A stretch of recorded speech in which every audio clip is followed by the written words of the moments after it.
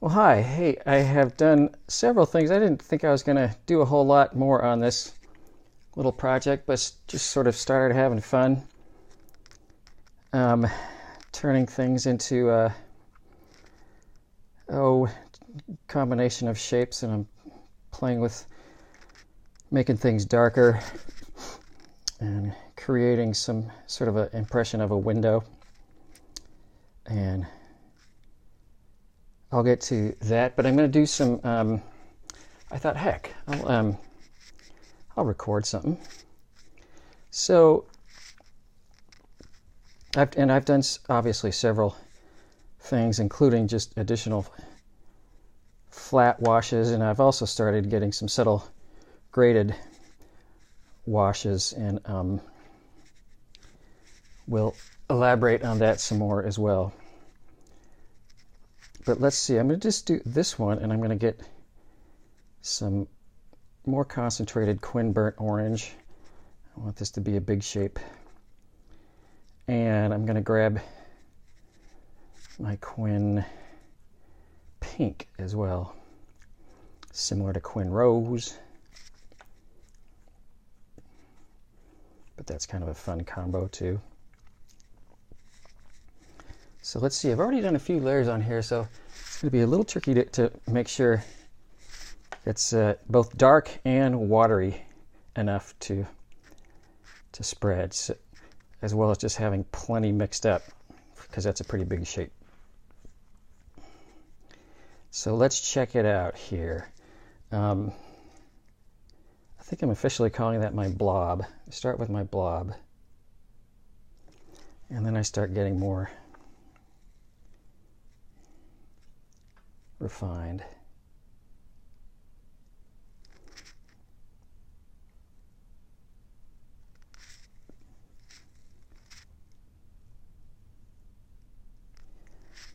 The more I'm doing on this, and the more I sort of care about it, be careful,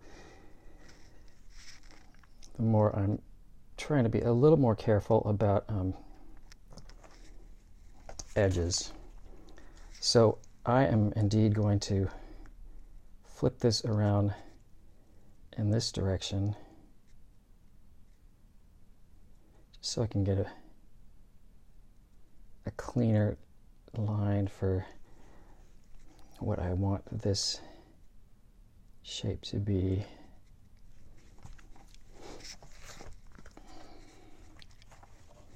Just turning it like that makes it a lot easier to get a clean edge with the tip of the brush. You can actually see where you're painting. And indeed, I'm in that same spot right now. So I'm going to flip it around.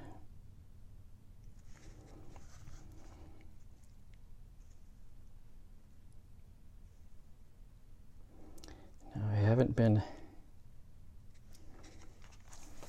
putting in a whole lot of color up here as I've been going along. And indeed, it's sort of dried to the point where now it's kind of picking up. But I'm going to try it anyway.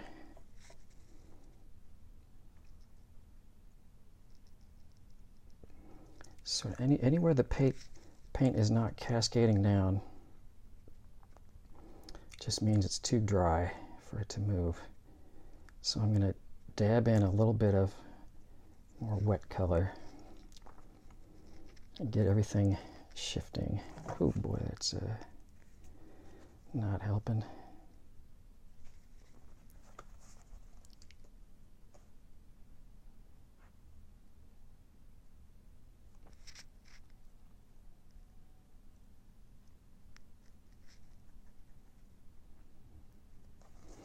So normally sort of down here, depending on how wet it is,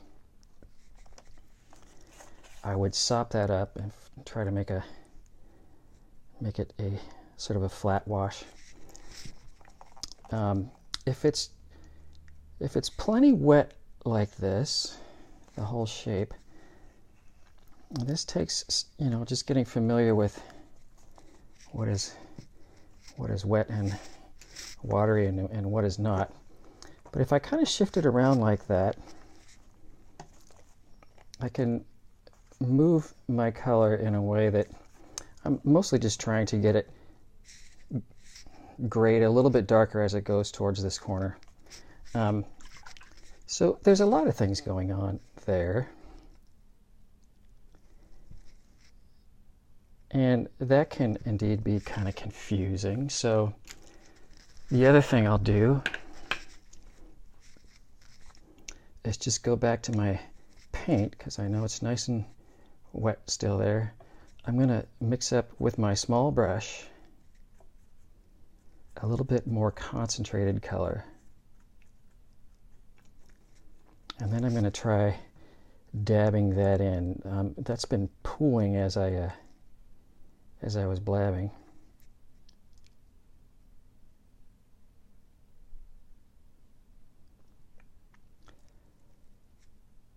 So I'm using a smaller brush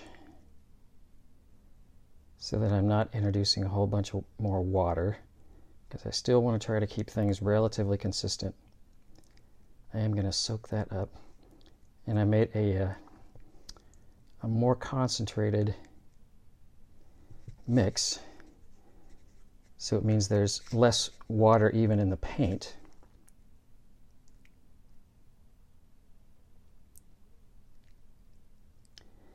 And I'm sort of flicking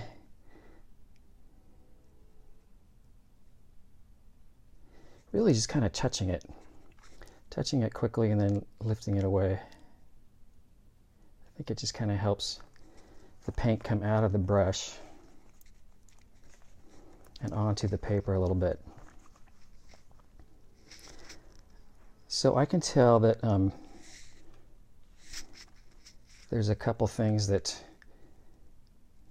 it's definitely drying up here.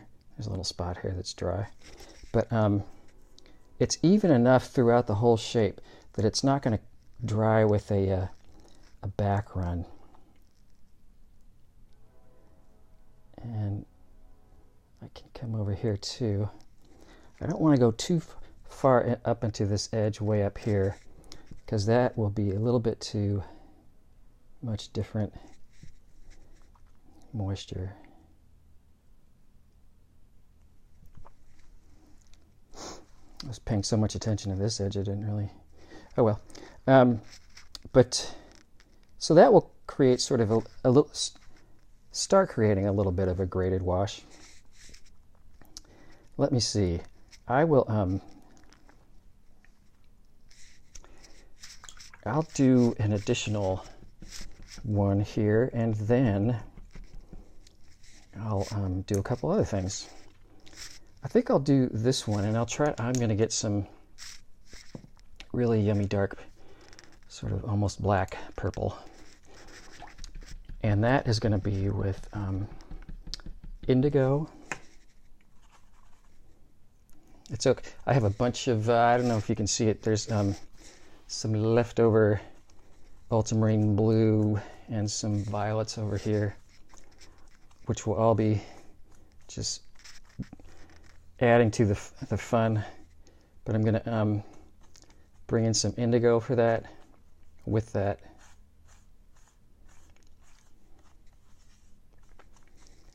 And then I'm also going to bring in some of that Quin pink. So the indigo is really a bluish black. So if I bring in this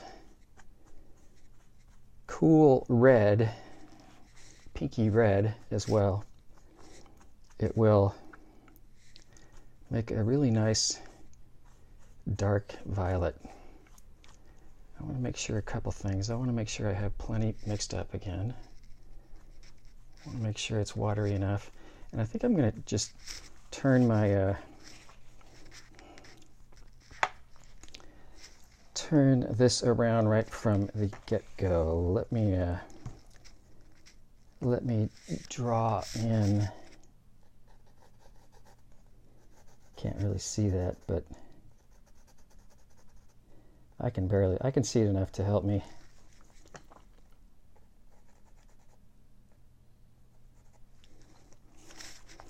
So I am gonna, I'm just gonna say, I'm gonna do the shape this way so I can kind of have a little bit more control over that edge.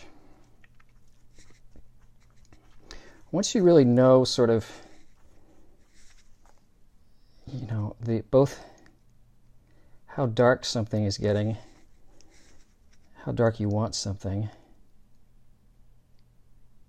and in which direction it's going to be going from light to dark.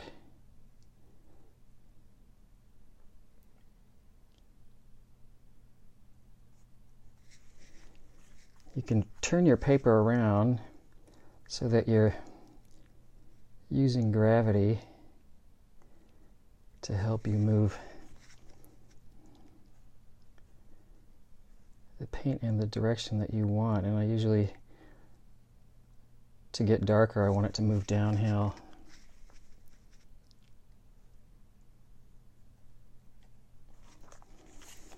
Struggling with this one, I'm not going to lie. Let's see.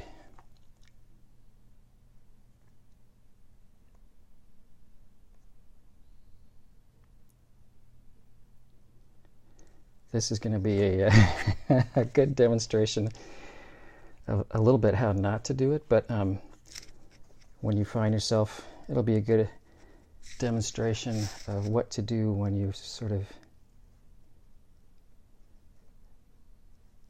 gotten halfway or almost halfway, more than halfway through, and it's just not going that well.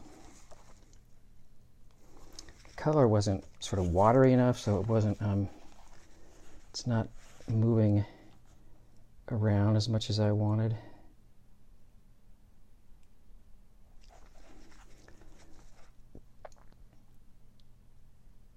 So this is turning into, you know, a really kind of a classic overworked looking splotchy watercolory mess.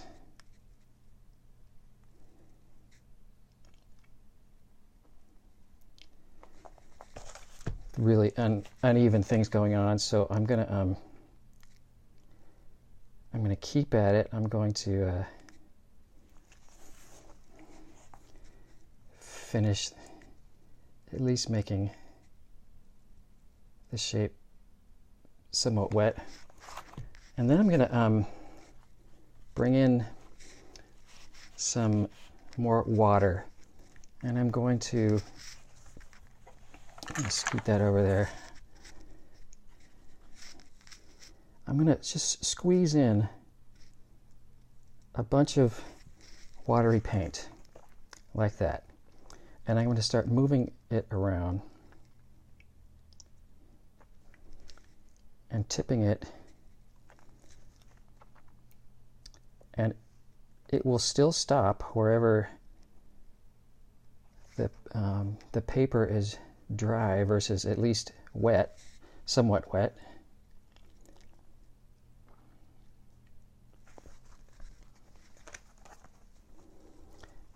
It won't want to sort of move where things are getting drier.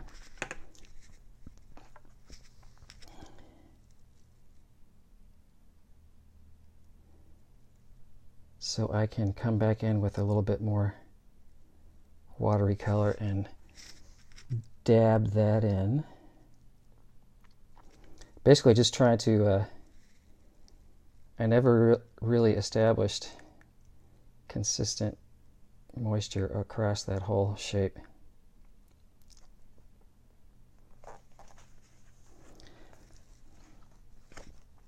So this can still have an effect of being kind of splotchy.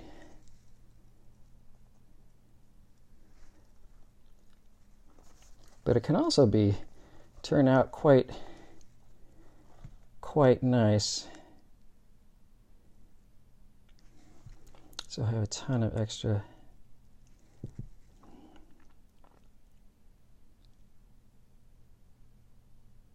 water that I want to soak up with a thirsty brush.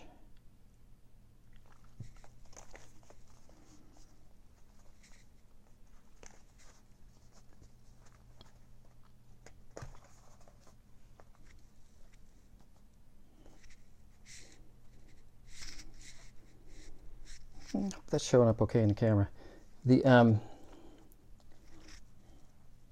So it's not perfect wash, but that's okay. If I leave this paint here, it might try to start doing a back run. Probably not with the 300-pound paper.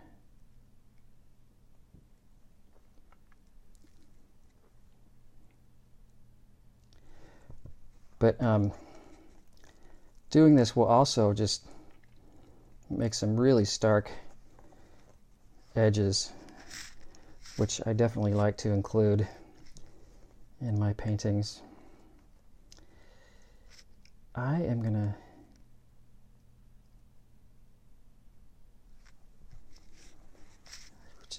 it was bugging me a little bit there, and I was seeing if I picked up a little bit of color just with this really small brush, if that would sort of work.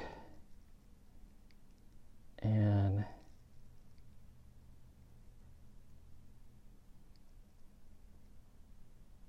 clean up that top edge a little bit.